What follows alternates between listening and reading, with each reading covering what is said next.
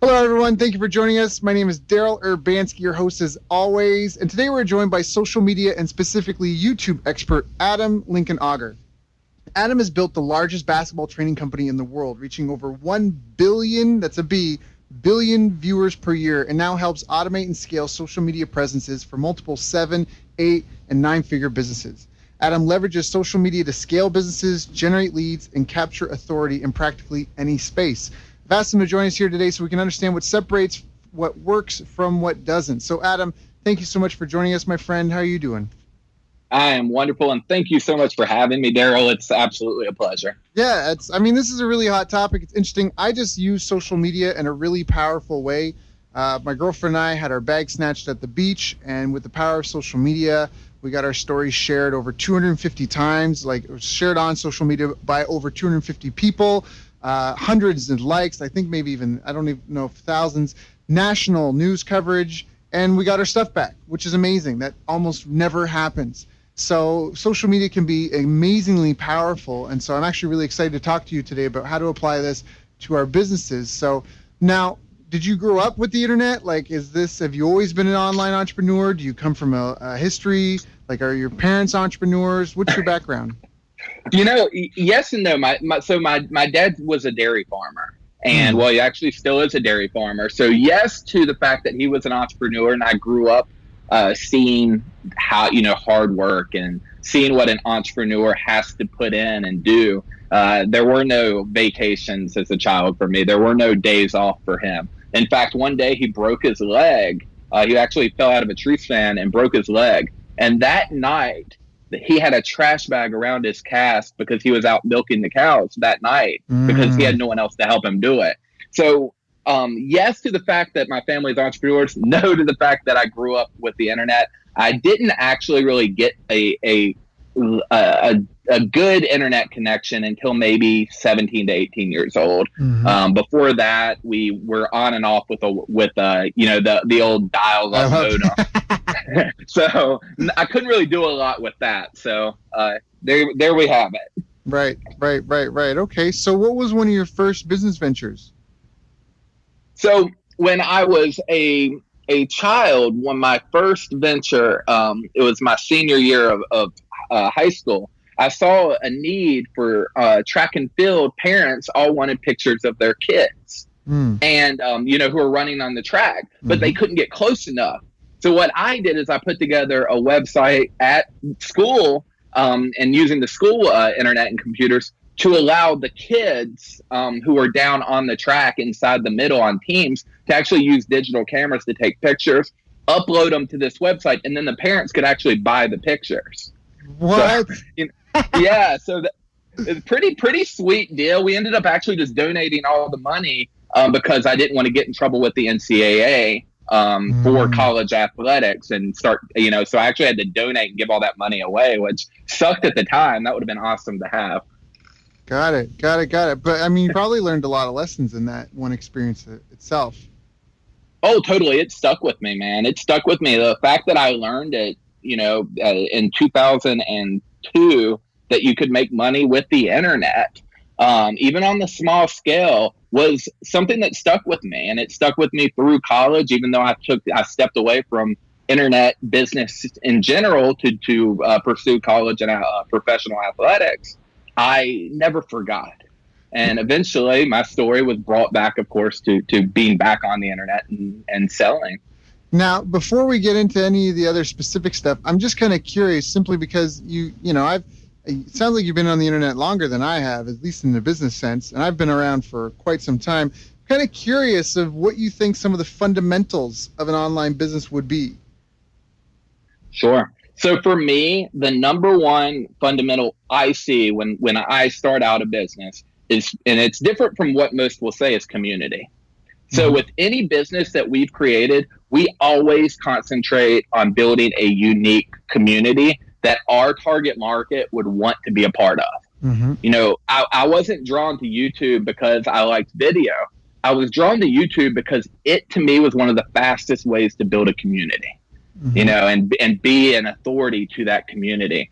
So number one for me is build the community. Number two is please the community. Ask them what they want and create it for them. Help them with their problems, and put out content that is what they want, not what you want them to want, if that makes sense. I think a lot of us make the mistake of trying to put out content that we feel will bring us leads and bring us sales. But instead, if you just simply reverse the script, put out content that the audience and your community wants, and then they'll tell you what they want to pay more for. It's so powerful, because I always say, like, a business is just a group of people solving the problems of another group of people, whether it's with a product or service. I mean, that's all it is at the end of the day. Your company, you've got an office, whether it's just you or you and 5 people or you and 40 people, and all day you're working to do something that solves a pain point for another group of people. So I really love that. Are there any kind of, like, all right, so build a community. That sounds great. What is that in, like, actuality? Like, how, you know what I mean? Like, how do you build a community? There's tons of dead Facebook groups. Right. So the reason why communities don't succeed, and the majority of them don't, is because they're built out of a selfish place. You know, we see people all the time saying, hey, I need to build a Facebook group, but I need a monetization plan, or I need to get a YouTube channel going. How do I extract leads and sales? So the first thing that I concentrate on with any business that we either become partners with or start is what I call social currency. And that is, I do not look at the short game. I don't pay any attention to the short game. And I know that's very, very difficult. We are in a very impatient time when it comes to online business, where we want to put $1 in and get $1.50 or $2 out. And I get that. But what I'm trying to be more vocal about, because I've seen the long-term gain and how incredible it can be, is to build a community based on passion and helping people. And as simple and kind of gooey as that sounds, woo-wooey as that sounds, it is incredibly powerful. Our social currency is based on likes, subscribers, engagement.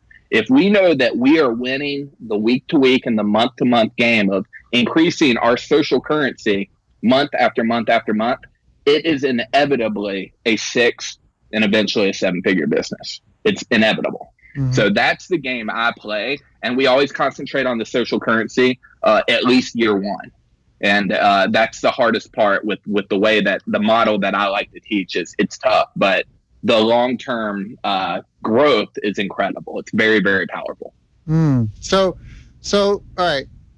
I'm a writer downer, so I'm taking notes as we talk. Cool. So I love this. So the social currency part is basically find some sort of pain point or niche or focus point that you can rally people together on, and don't worry about making money in the beginning. Just kind of beat that drum that brings everyone together and watch the metrics. And forgive me, I heard likes, subscribers. Did you say engagement was the third one? And you got it, engagement. Got it. So, how is the community, not only, a lot of us think a Facebook group's a great example, is you go on and you yell at the community and they like your stuff and they comment on your stuff. But what I want to see is, how is the community engaging with the community?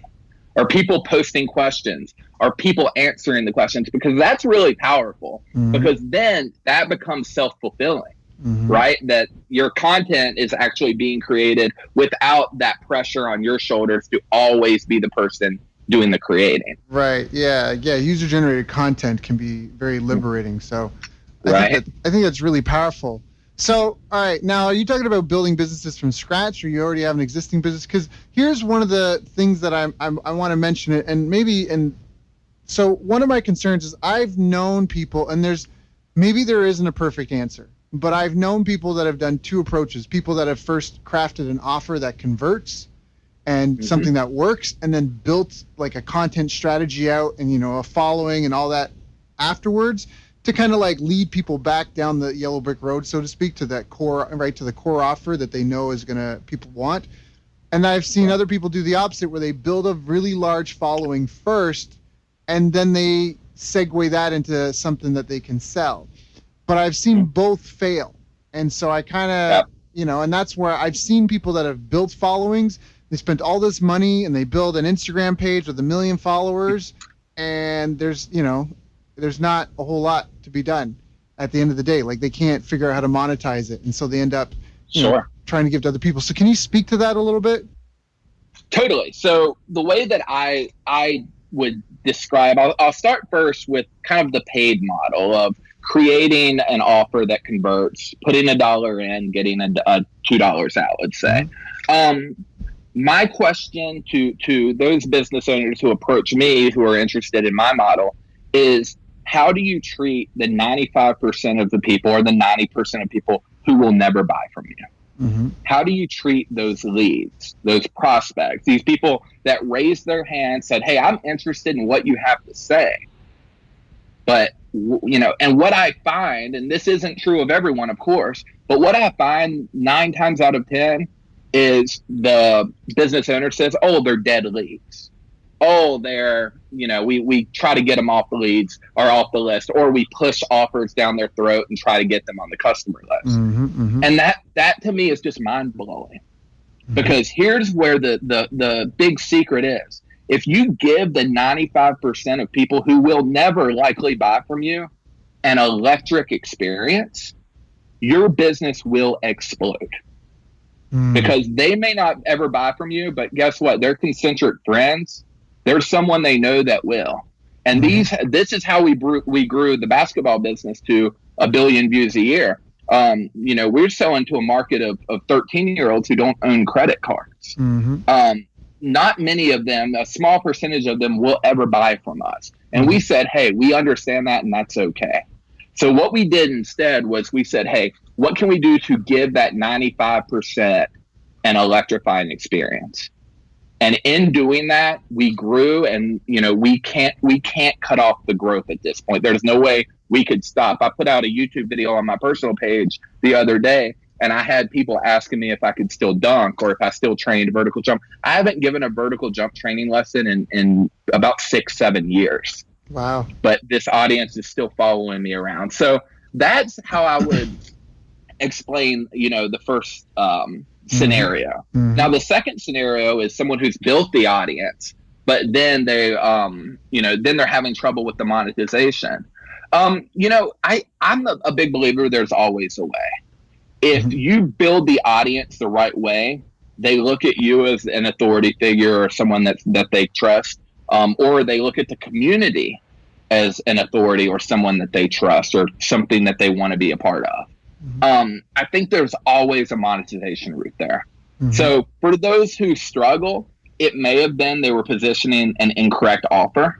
Mm-hmm. Or maybe it's not an offer type scenario, but there's always a way to monetize, whether it's merchandise, whether it's advertising. There's always going to be a way to monetize. If you have control over the eyes, there's always a way to monetize that. So now I can't help but ask this other segue question. So how do you get the offer out there? So say you've got, like you said, the 95% that will never buy. You're still taking care of them. You're still giving them a ton of value. So they're your evangelists. They're beating your drum. They're, telling their friends and family how great you are and sending them your way. How are you Are you putting offers in every video, or all like are you making sure everybody knows what you have to sell, we should say, and everything you do, Sure. Even if that's not the focus, right? If this is just a free content piece, but we're going to mention this program that we have for sale anyways. Like, do you get what I mean? Like, how do you still juggle that part? Absolutely. Yeah, so we always add the logical next step at the end of any piece of content that we put out, but it's always in a free form. So it's always list building specific. We do not go straight to the offer. At least that's not the model that we personally do. What we like to do is we like to get them on the list for a couple reasons. Number one, once they're on the list, we can sell to them. We can put offers in front of them often, and they're going to get so much content from us out in all of our social sources that we have. But we want to really hit the email list with offers and let them make sure that they're aware that there is a logical next step for them. Number two, we do touch points. And what I mean by that is once we get them to the mailing list, we want to get them on 4 to 5 touch points. So if they come from YouTube, we need to get them over to our Facebook Messenger. They'll already be on email. So there's 3 touch points: YouTube, email, and Facebook, right? or Facebook Messenger. Then we want to make sure that they're in a group. And then if we want to get them to our website to be pixeled, that would be a touch point. So what we want to do is we want to hit as many touch points as possible. For our audience, we definitely want Instagram, Facebook, and YouTube. Those are our main three. But I want to make sure that we get full value out of each lead. So not only by putting our offers in front of them, but by hitting all of the touch points, because that is how you're going to grow organically. It's getting these people who have taken that step of even opting in for your list. They're very serious about what you offer. So most likely they're liking, they're subscribing, they're engaging. Right. So I love this. All right. So in all your content, you're mentioning and the email list is something you control, right? Like we've been around a long time. Social media channels come and go. They're popular, then they're not. I helped build a Facebook page to like 300,000 followers. You were getting, reach of over 2 million in a week. And all of a sudden, January 1st, I think it was 2014 or maybe 2015, January 1st, Facebook changed their algorithm. We went from getting, 2 million, reaching 2 million people, every week to getting maybe 500,000 because they changed their algorithm. And that's when they introduced the boost. You could pay to boost your posts on Facebook, right? And so there's like, so Absolutely. I love that you like, again, you're getting them so you own them. And then after that, you're spreading it around. So so when someone comes and they opt in your email list, you're not trying to sell them for, I'm just picking an arbitrary day, but 21 days or something like that. You're just getting them onto all the other channels first. Is that accurate? Exactly. With our basketball market, our leads will not only see our offers, the saying, someone needs to see your offer 7 times or whatever, your advertisement 7 times. We actually have a multiple opt-in before a purchase, where it's not uncommon for someone to actually be on our list and then opt in again from Instagram or opt in again from YouTube or opt in again from Facebook. And they'll continue to opt in because we're putting different free offers, on a weekly to monthly basis on all of our different platforms. So we keep touching them and bringing them back and re-engaging. And I think that's something that, we miss sometimes. We think once they're on the list, they're at the end point. Either they buy or not. But we found that if you have them on multiple social medias and multiple touch points, that you will continue to re-engage people. Yep. It's just a form of retargeting. Yep. Yeah. Yeah. I mean, and your Facebook or your Instagram or your YouTube, it's kind of an email list anyhow. But in those platforms, you don't do, from what I see, it's almost like you don't do too much selling there. That's where you get the engagements. You get people to raise their hands and then you sell them elsewhere. But that's a fantastic place to find out who's interested. I mean, it's a great lead generator, right? You're on Facebook, you're in a Facebook group. Hey, would anyone be interested in this? Create a poll, yes or no. And on Facebook, and if people say yes, you can click on the yes and all the names of all the people pop up, that said yes. And now it might be some manual work to message those people, but at least, you know what I mean? You're not spamming the whole group. So I think I think I get what you're saying. Like, I mean, there's a way to ascend people. And so that's where you have to get them aware of what you do and what your business does and how you can help them. Then you have to get them to engage with you. The difference between shopping and window shopping is when people window shop, they don't touch anything.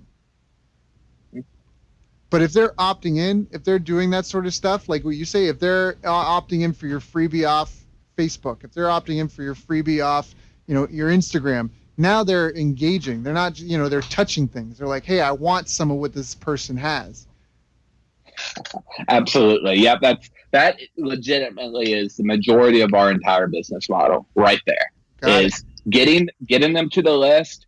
And then a lot of people, and I used to preach this, is once they're on the list, you don't need to send them out to social medias. You've got them on the list. Now it's time to sell. But over the years, I've learned, no, I want to send them and spread that love around, because it pushes and builds the organic growth so much. And like you just said, the window shopping versus going in the store, they're now touching and they're now taking actions, and they're so much more likely to take that final action and become a customer if they're doing those things. So what have been some of your biggest challenges in learning this game and growing and figuring it out? I mean, you said just before you used to think this, but now you think something else. Have there been any milestones that you feel like you've surpassed, like where I figured out that this was important, then I figured out this was, almost like a movie, if there was an ascension in your mastery?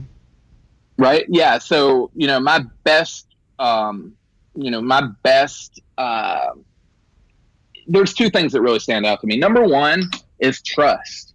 So when I started out, I was very trusting, and I kind of got screwed over in business when I was youthful. So, I had to learn to be more well, first I stopped trusting people, and I realized that's not the way to do that. Then my answer to that was I had to trust enough, and I continually would get burned, but trust enough until I found loyal people to help me grow.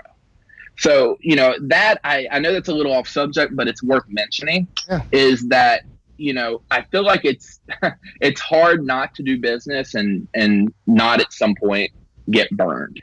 But right. I think it's important to say that getting burned is part of the process, and you learn from it. And I think trust is something that's necessary and beneficial. Now, the second thing, the second big challenge was understanding that I'm going on 12 years in online business. Since I started the basketball business or the vertical jump business, I am still a rookie. Mm-hmm.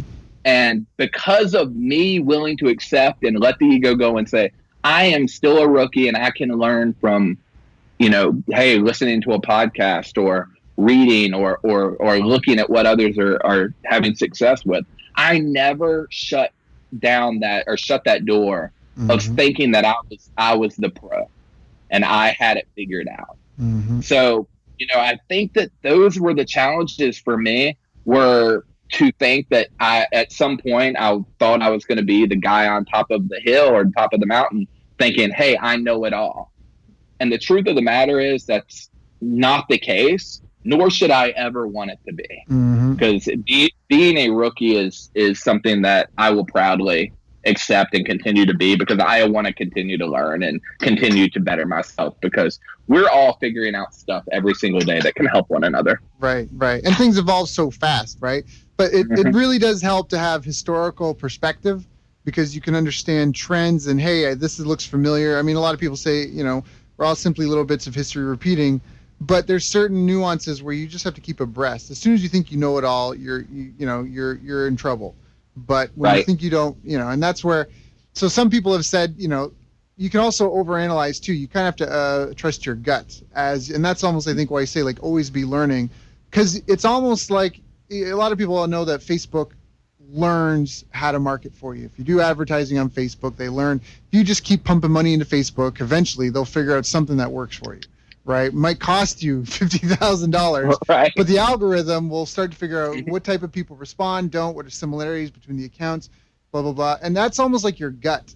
And so I love what you even said, like with trust, like you'll get burned, but you can't clam up. Like that's like if your child fell over and hit their head trying to learn to walk, you'd be like, well, you know what, you don't have to learn to walk now. Like forget that. Exactly. You would make them get back up until they learn to walk. There would be no giving up, right? So exactly. I completely agree. And if I had to point at one thing that really helped me grow over the last, over a decade, it's the adaptions. Just if I had one thing that I'm very prideful of when it comes to me in business, it's the ability that I have a great ability to adapt when I get punched in the face, so to speak. Mm-hmm. It happens so often that I've learned to take the punch and figure out a way to get through that obstacle. Yeah, and it stings. It really does sting, because you're right. It gets burned. It's funny because when you said that, I've been burned. I've shut down areas of my business because I was like, I just don't want to deal with that anymore. But I think you're really right. And when things do click, it almost is like a romantic relationship. You might have a lot of people, mess you over, screw you over, but when you find one that clicks, that could be a really beautiful thing. So I very much understand and respect that. So, all right, we need to create content. We need to build a community. Now, one of the things I guess I want to ask about that, where do you get your community from? I know back in the day on YouTube, it was promote your YouTube videos on Facebook to boost yourself on YouTube, but that doesn't really work so much anymore. Facebook and YouTube don't like each other. Sure. Using Facebook, or if I understand correctly, using YouTube links in your Facebook posts cuts the reach that you have versus if you just upload it to Facebook. So how do people get this following? How do they build for anyone who's starting out and maybe struggling, They've got a channel. They've got, no one seeing their views. Because I've had the conversation with people, and sorry, this is a long question, but I've had the conversation with people. Actually, there's a guy in Africa, this kid, he's 18 years old, wants to be a motivational speaker guy. And he's like, I'm going to create 4 videos a day. That was his plan. 4 videos a day. But I thought maybe you should find who you're going to have watch the videos first. Because you could just have a ghost town, of a channel. Totally. Yeah. So we've covered some cool things thus far that will actually help us answer this question. We talked about how Facebook ads, how the Facebook's algorithm will actually start to learn, who your target market is, and it kind of becomes that gut for you. With YouTube, you're looking at a very similar platform. YouTube now has a timeline, and now the algorithm is based more off of its suggested videos, and based on the people who watch your content and watch the most of your content, it will then start creating that lookalike audience in the background and start showing more of that lookalike audience your content to see how they react to it. So it's very similar in the sense that now it's more algorithm based, even more so than how we all assume now, and it still is. YouTube's the second biggest search engine in the world. We all hear that, but search is becoming a smaller and smaller piece of YouTube. We run, between 30 and 40, 30 and 50 channels right now. And YouTube search is an average, maybe 7 to 10% of the total view volume. Because, and the reason being is the platform is going to know who your, who wants to watch your content based off the people who watch your content. So to answer your question, it can be like Facebook ads where, hey, if you throw enough video content up, eventually YouTube will figure out the best people who watch your stuff. But the best way is just like with Facebook ads, if you can help the platform out. So by putting out content that is in fact searched for, by using keywords that YouTube's going to understand better who your target market is, and then by being very consistent with your channel, being on a specific content. So for example, I have a basketball channel. If I started doing basketball videos on Mondays and make money videos on Wednesdays, YouTube's going to be confused, and that subscriber base is going to be confused, right? So what we want to do is we want to make sure that content is very specific to one specific region, for example, basketball. And then you create multiple buckets within your certain region for video concepts, because we don't want all of our videos to be the exact same. So an example of buckets, as I refer to them in basketball, were what are the major pain points that your target market is searching for? In basketball, you've got shooting, you've got scoring more points, you've got jumping higher, and you've got ball handling. That's kind of it. So all of our videos are within those 4 subjects. And we just kind of take turns and move on and on. So that's number 1. Number 2 is we need to use all of our other assets, Facebook, Instagram, Pinterest, wherever you already, Twitter, wherever you already have traffic. We need to natively capture them to the best of our ability. And what I mean by that is, like, for example, Facebook, you mentioned how if you put up a YouTube link, Facebook's not going to like that much. That's 100% accurate. So what you do instead is we would put up a bot link to get them on a Facebook Messenger bot. So we could do native CTAs to take them to a native location. Then once we get them on the Facebook bot, we can then send them without problem to the YouTube video. The other example, of course, is the mailing list. If you can get people to your mailing list and then continue to send them to your YouTube videos as you post, that's extremely, extremely powerful. And that will help speed the process for YouTube to truly understand who that target audience is. And the 2 things to pay attention to with YouTube are, number 1, the click-through rate on your thumbnails. So YouTube just released beta. What are your click-through rates? It's just like an ad. If YouTube is constantly showing your picture, your thumbnail, and no one's clicking on it, guess what they're going to do? They're not going to show it no matter how great your content is. They're not going to be able to show that because it's not getting clicks. And if people aren't clicking on your stuff, they're not staying on YouTube. So the number 2 is how long can you keep them watching? So that's, of course, the watch time, but even more specifically, the average view retention. So based on all of your videos, what is the average view retention? And if your game for YouTube becomes just those two things, how can I increase my click-through rates on my thumbnails? Doing things like having text, having, pulling curiosity, having better headlines, more, for lack of a better term, more email style headlines that are going to get the click and get that open. It's the same concept. And then number two, how can we keep them there? Can we have cliffhangers? Can we have interesting pattern interrupts? Can we make sure that our content is completely targeted and specific to whoever clicked the thumbnail to begin with? And doing those two things alone, it's pretty inevitable, unless you just struggle on camera. It's really inevitable to fail with YouTube if you do those two things and you concentrate on those two things. I love it. So that's extremely helpful. And so you have to get people. I mean, this is honestly a lot of this, as I talked about historical context.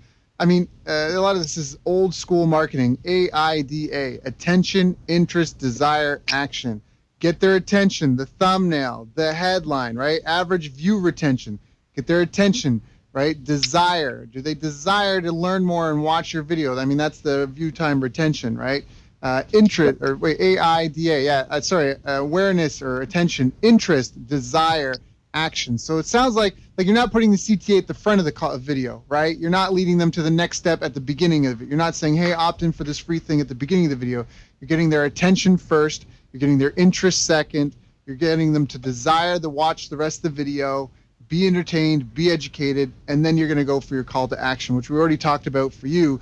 A lot of it is the next free step, low risk, low barrier of entry, right? I'm bribing them. The next thing for you, get this cool thing, go here. Now you're creating a ton of reciprocity with them, a ton of value in their mind. You're establishing yourself as an authority. You're building a relationship with them. You've taken your competitors out of their peripherals, right? They're not on YouTube looking at your channel and all these other channels. Now they're on your website downloading your free ebook thing, right? Or whatever the thing is they're signing up for your free video course. Now they're in their email inbox and looking at that. You've segmented yourself from the rest, and now you've got more of their desired focus and attention.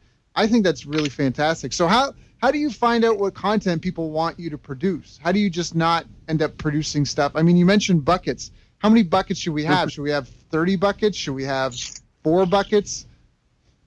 So what I'd recommend is limiting your buckets to whatever would be the categories of major problems within your. So what I mean by that is, for example, a bucket could be vertical jump, and another bucket may be something like dunking. Right. So in my mind, those are two different things, but they're actually the same problem for the most part.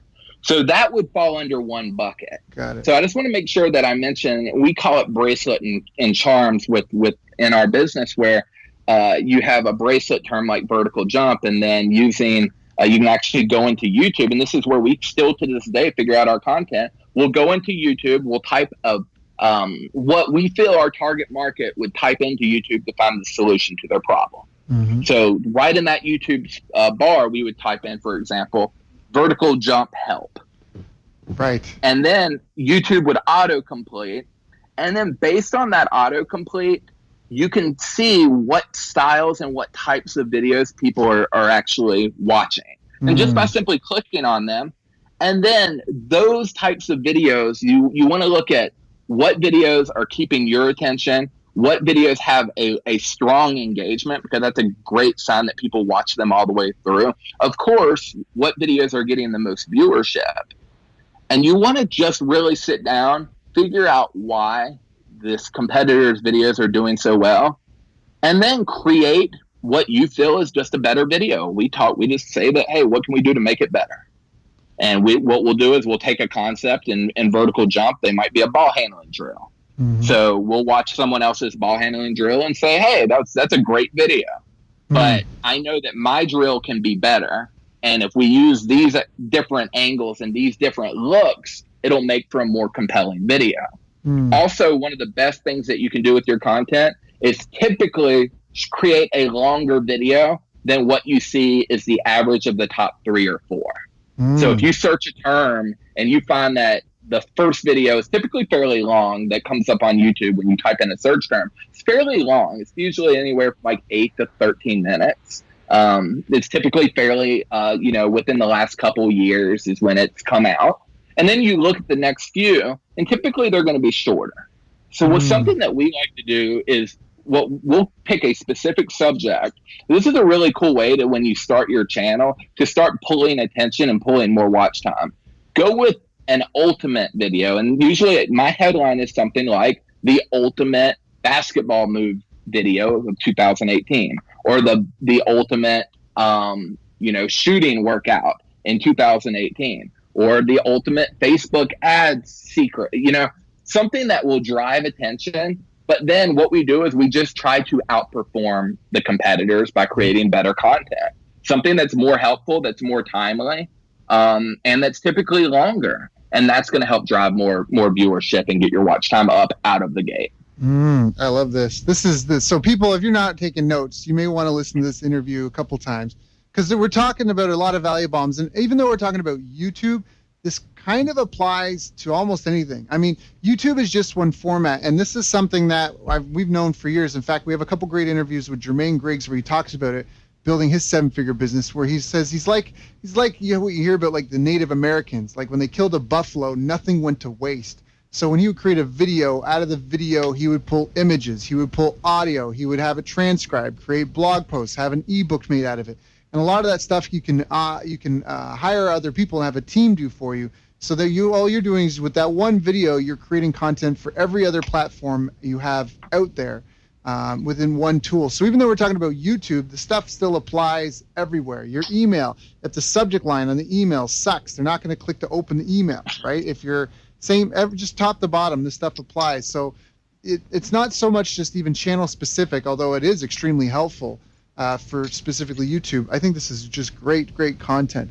I want to step back one thing, because you said buckets, charms, buckets, bracelets, charms. You're talking about drilling down, right? So the bucket is, like you said, the pain point, and then the charm is like the second tier down. Or sorry, the bracelet is the second tier down, and then the charm is the piece of the bracelet. You got it exactly right. So a bracelet term is something that you would type into YouTube. Mm-hmm. It's a main pain point. So vertical jump, right? How to jump higher. In our world, it would be, Facebook ads tutorial, or how to retarget. So major short-tailed keywords would be what I would call buckets. Now, I'm sorry, bracelets. Right. Now, the bucket might be like paid ads. The bucket would be paid ads. And the bracelet is Facebook ads or whatever. Okay.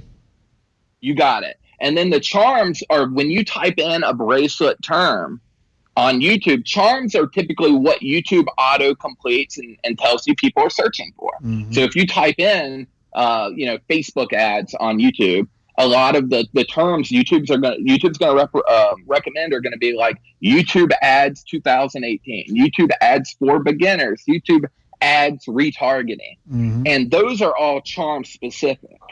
Mm-hmm. Now, where it gets somewhat confusing, but I think I can say it in a simple way, is you have bracelets that can go in multiple bracelets can go into a single bucket. Mm-hmm. So an example of that would be bracelets like vertical jump and jump higher and learning to dunk could all go into a bucket for jump higher. Right. And the reason that's important is because you don't want to create a funnel and a free gift and a product for every single bracelet term, but you do want to do that for every bucket term. Right. So now all of a sudden I have all videos for vertical jump training, all videos for jumping higher, all videos for how to dunk, all going to a vertical jump funnel. Mm-hmm. And that's a big win. Yeah, I love that. And something else that you said that Jermaine Griggs, who is awesome, by the way. Oh, you know Jermaine? My best friend. Yeah, he is amazing. I bought a lot of his stuff, and he's incredible. But something that he had mentioned about, if you don't spare anything, and we look at it the exact same way. with, and how we do this is, it's pretty funny. We had, I was on a call with a company way, way bigger than anything that I'm doing. They have hundreds of employees, and they contacted us asking, how do you guys create so much content? Like, how big is your team? You must have a ton of people, because I think they had a team of like 40 or 50 people who just did content for them.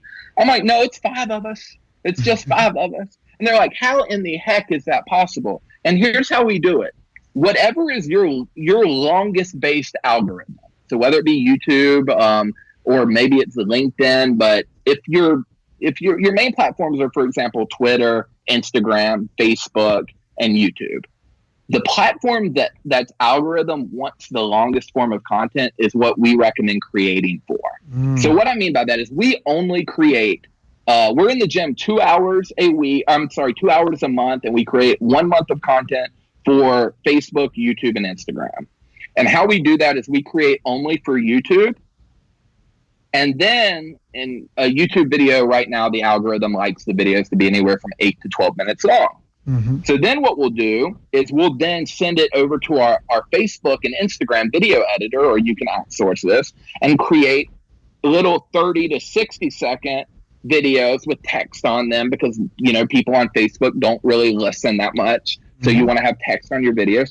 So they'll take that same YouTube content and create a ton of Facebook and Instagram content. And then from there, they'll repurpose to the blog with the audio. We'll have it sent to, a transcription site from the YouTube video. We'll pop the YouTube video up, put the blog, or put the text under it. Then we have a blog, and then use the YouTube thumbnails, and you can actually repurpose them to Instagram, Pinterest, and you can use screen shares as well as you want. So there's a lot of repurposing opportunity, but something I think is important to say is based on how long an algorithm enjoys content. So with Facebook, typically 1 to 2 minutes, maybe 3. Instagram, shorter than that, of course. YouTube likes that longer content. If you create for a shorter algorithm, so Instagram or YouTube is what you create content for, never try to repurpose that up, meaning an algorithm that likes longer form content, because it doesn't do very well. Got it. So don't go small to big. Yeah. Go big to small. That makes sense. You got it. Exactly. Because you can pull out the punchy stuff. Yep. But if you take a 1 minute clip and you try to expand it into a 6 minute thing, it's just a lot of fluff. Exactly. And people can sense that. People can tell. I'm sure I do my best to make all my interviews, and this one's definitely going to be not going to be. That one is definitely a good one. But I think people can tell that if there's pockets of things where there's fluff, and I hope there's no fluff and very little. I do my best to keep it meaningful conversation. But people can tell, which is why you don't want to go, right? You don't want to go small to big, because you're like, oh, now, it's like when I first had my martial arts school. I remember when I first started teaching martial arts, had my own martial arts school, I was always worried about what I was going to teach in class that night. But after a couple of months, I realized what was more important is what people were going to learn. And it's just a different mindset flip, because when I was worried about what I was going to teach, I would show up to class with like 7 things to teach.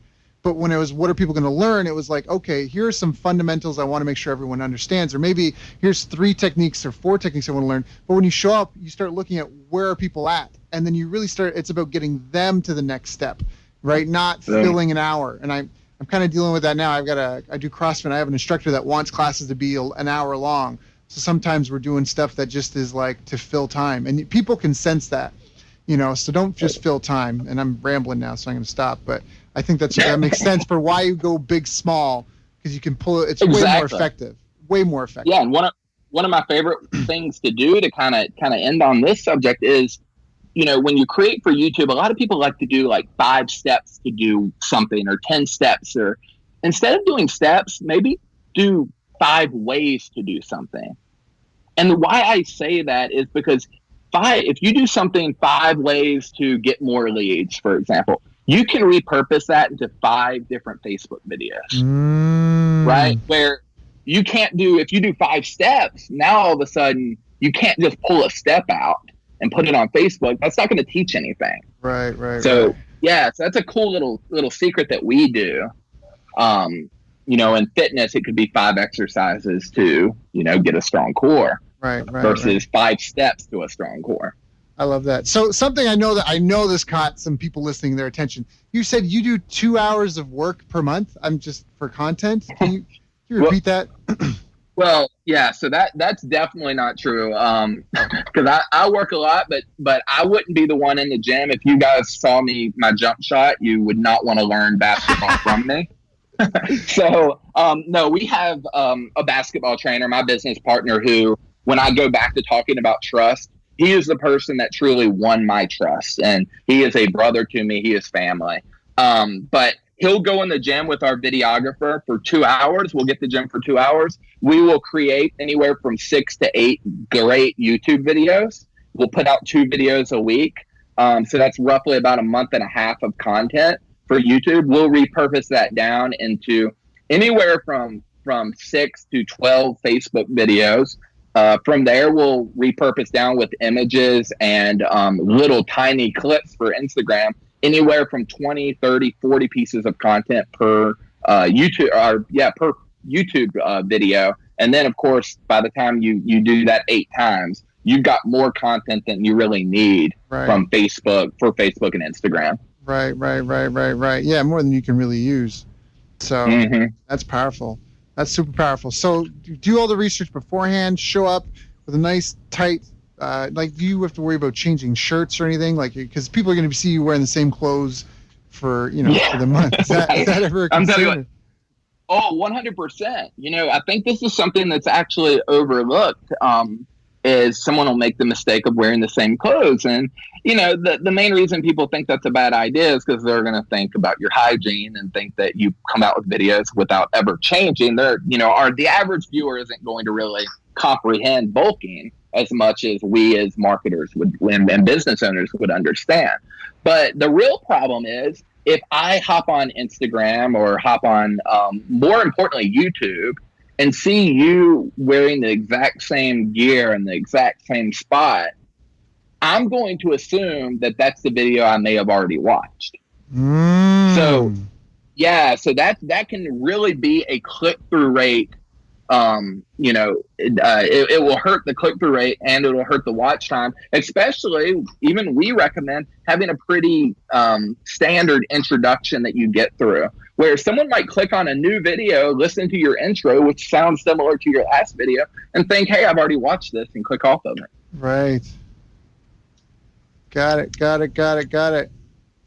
So you want to try to just make sure people are in a new place, the new thing. Yep. Yeah. So that's why you can't have a blanket thumbnail. That's why you got to have, and this is kind of something that at least I know.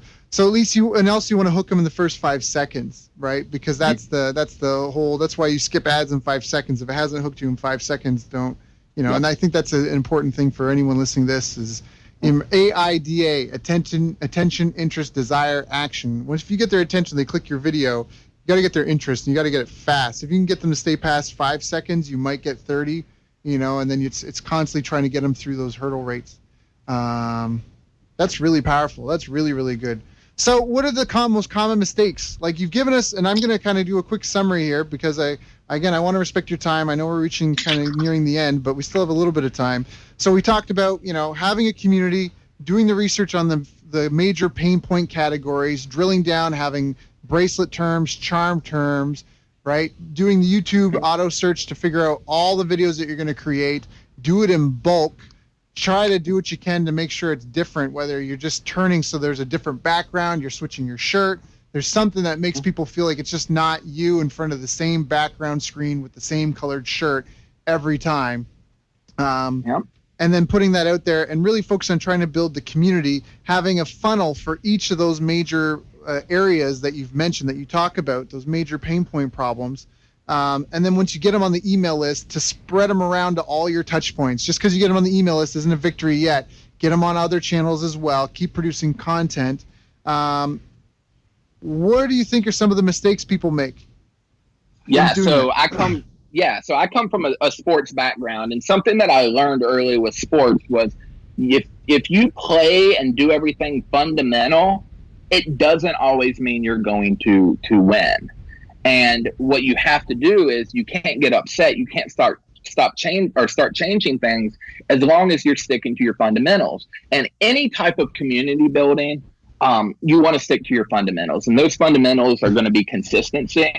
They're going to be creating content for the audience and what they want, and not for what you hope that they want or what your goal is out of them. Thirdly is concentrating on social currency more so than monetization. We've talked it. It's a very impatient time. We want to move fast. We want to make a ton of money really fast. That dream's being sold to us. But I promise that building a great community takes time. It takes hard work.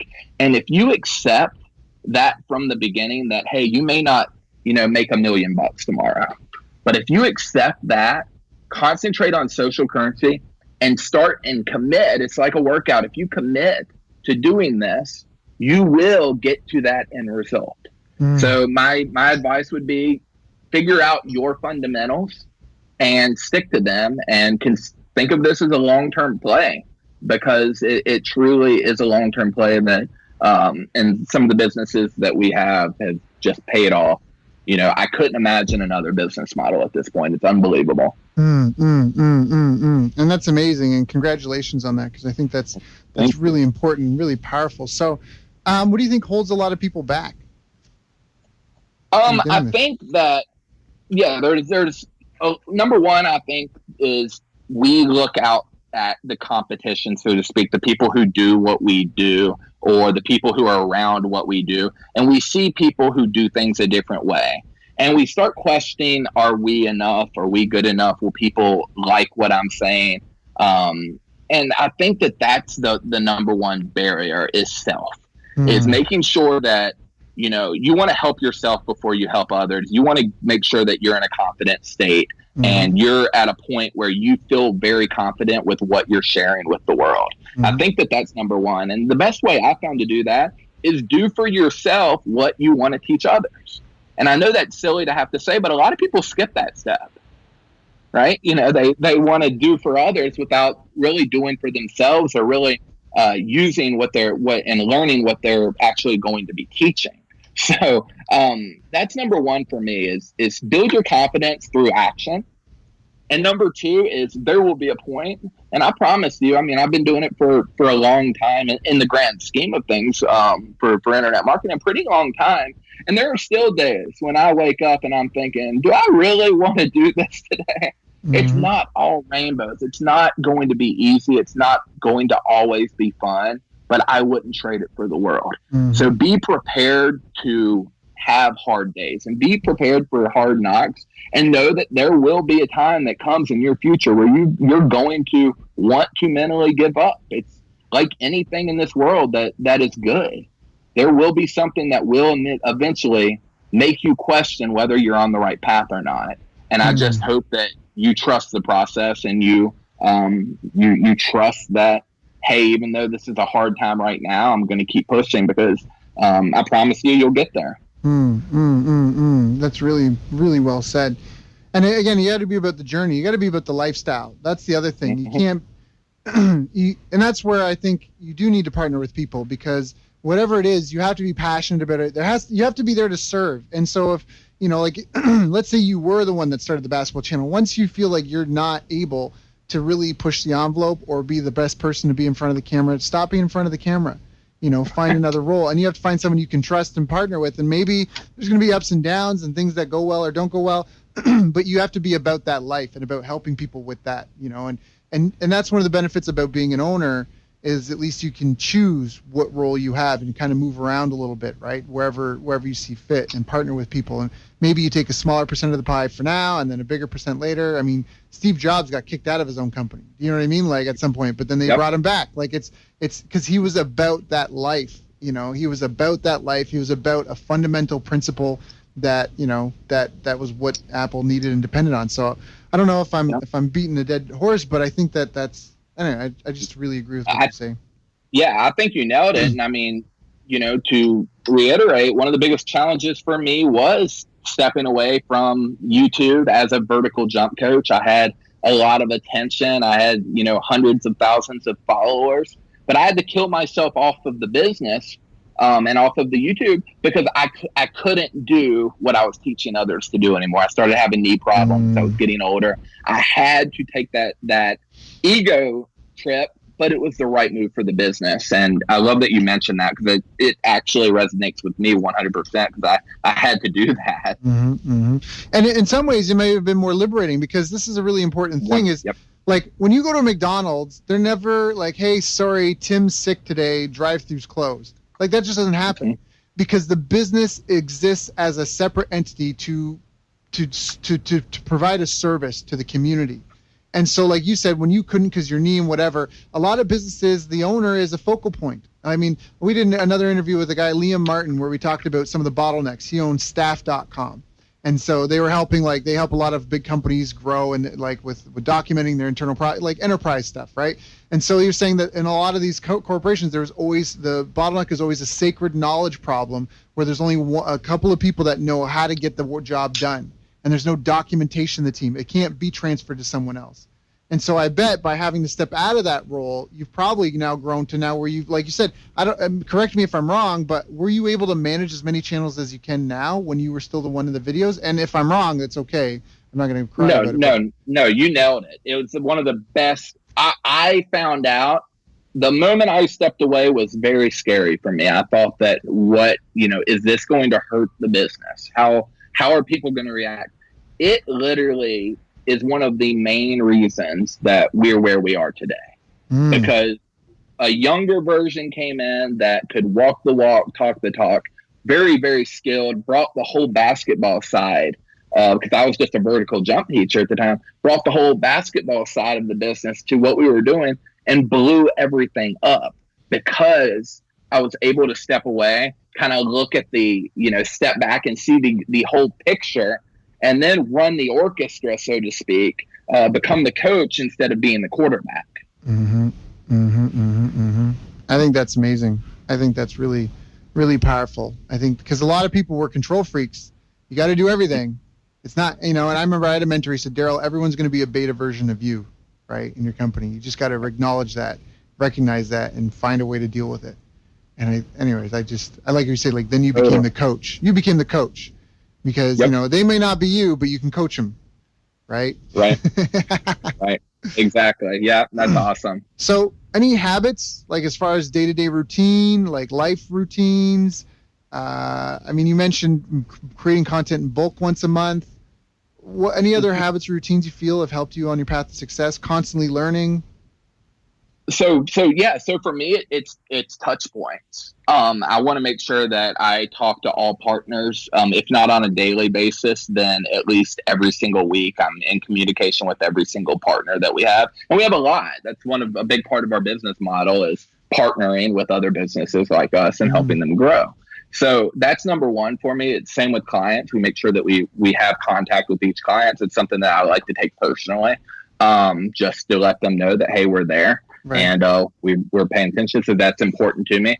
And then from there, I have to always be in multiple things. The way my brain works, I like to have multiple things going on. And not everything is, for me, about money. I mean, we're starting a local business in Roanoke, Virginia, doing food delivery, for example. We have small little things that we enjoy doing, that aren't necessarily for the money, but they're for the challenge, because that's really, really fun to me. And I like to find different ways to challenge myself and then document it. And then that becomes great content for the people who are hopefully giving me some of their attention, because that's a tough thing to get nowadays. And what do you see as the future of where this is going, this type of business model, producing content like this?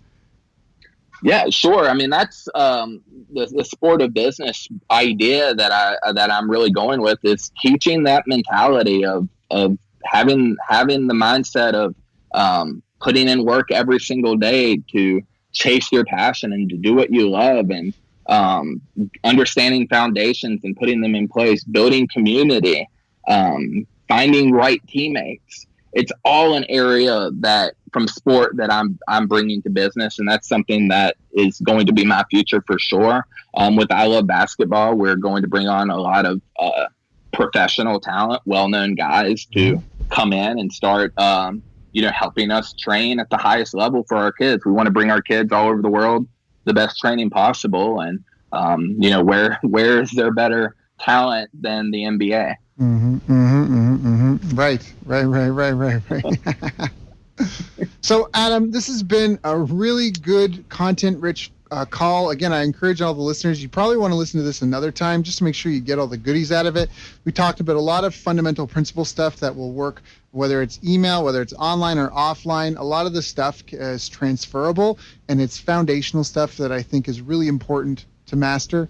Adam, is there anything that I didn't ask you that I should have asked you? That's a good question. I don't, not that really comes up. Nothing that I think of that really comes up. Because I think that we all just need to figure out like our journey. And I think that's my biggest advice to anyone is everyone's journey is different. Be prepared for adaptation. If I had to name one key thing that will make or break you in the industry that you're in, I would say adaptation and how fast the game we play moves. And if your ability to adapt is going to be a huge part of how well you succeed. And is there a magic room? Is there anywhere, like, are we going to hang up this phone call and then you go, all right, Daryl, now that we got all that BS out of the way, let me tell you the stuff that really works. Is there like a secret magic room that none of the listeners like know about? Or did you actually give the real deal stuff here today?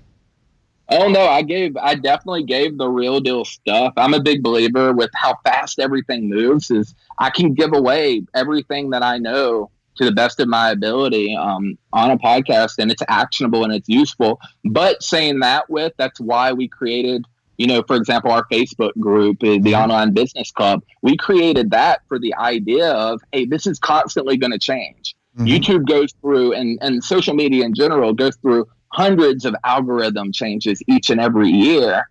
And what works today on this call may not work in 6 months or may not work in a year. And I think that's important to say. And if anyone's struggling, you already mentioned the Facebook group. Let's mention that again. How do they reach out and get in touch with you? If they're going through this, if they're listening to what we talked about in this call, if they're having some questions of that, how do they get in reach? How do they get engaged? If they have a channel and want to work with you, what are the best ways to get in contact?